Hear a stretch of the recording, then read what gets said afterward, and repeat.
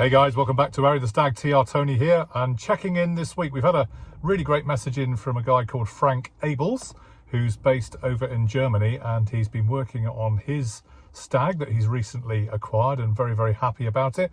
I met up with him a few weeks ago, actually, whilst he was over here in the UK on holiday, and he sent me a few pics and a video about his car. So let's go and have a look at what he's done.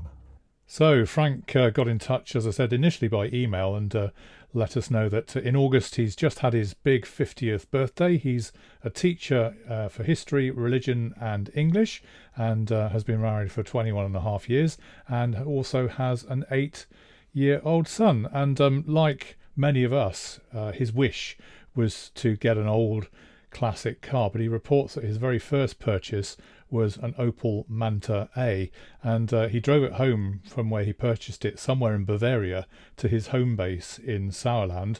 But when he was at the Opel garage for its first service, the garage mechanic and owner said, "Oh my goodness, sell it if you can, this is something for the metal crusher." So he did. I think it was that far gone, and so the dream of owning a classic car then went to sleep. But it was okay because, as Frank reports, he also has a motorbike, and in this case he had an old BMW R100 GS from 1989. So he was riding his motorbikes and had been doing so since the age of 19, and prior to that was a kind of road cyclist. He'd done lots of, not quite Tour de France, but road cycling on push bikes. And when he started riding motorbikes, as he said, the cycling instantly stopped. However, before the BMW motorbike, he had started out with a chopper, an LS650 Suzuki, and in 2015 he got the BMW. But as he reports in his email, as I know, because he spoke about it, his dream was still to get hold of an old classic car.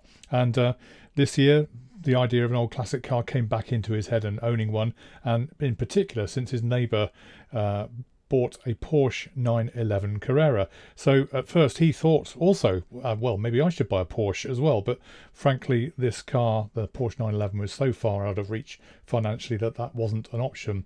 So he was looking around, and first of all he checked an MG Midget.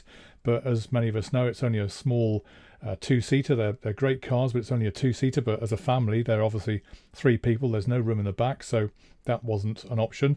The next car was a Matra Marina, which would have been perfect. 3 seats in a row, great idea, but a technical nightmare, as he reports, so decided against that.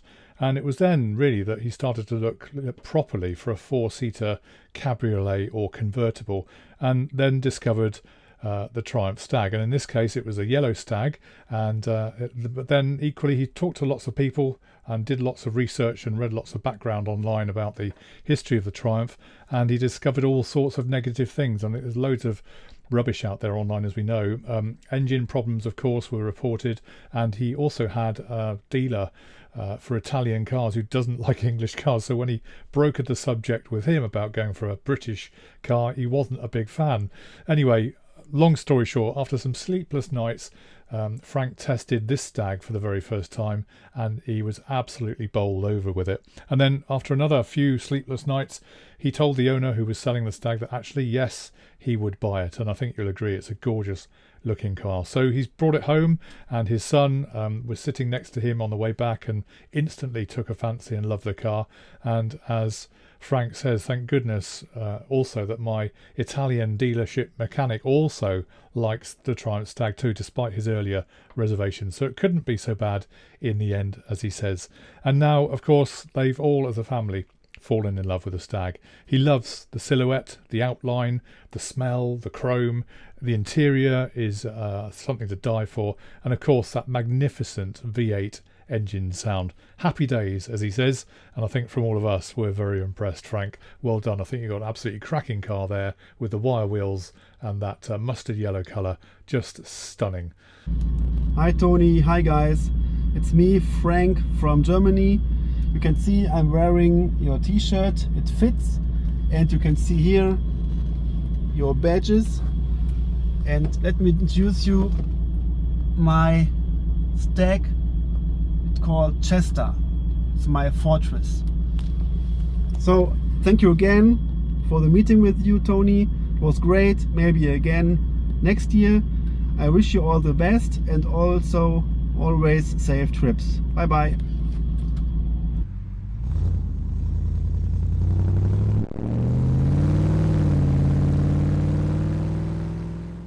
All right, guys. Well, I hope you enjoyed that. Frank, you are an absolute star. It was great to meet you when you came over here in the UK. And what a great guy for wearing the T-shirt and all those Arry the Stag badges of honour. That's absolutely brilliant. You can get some if you want. Just go onto the link in the description. We'll send you one free of charge anywhere in the world.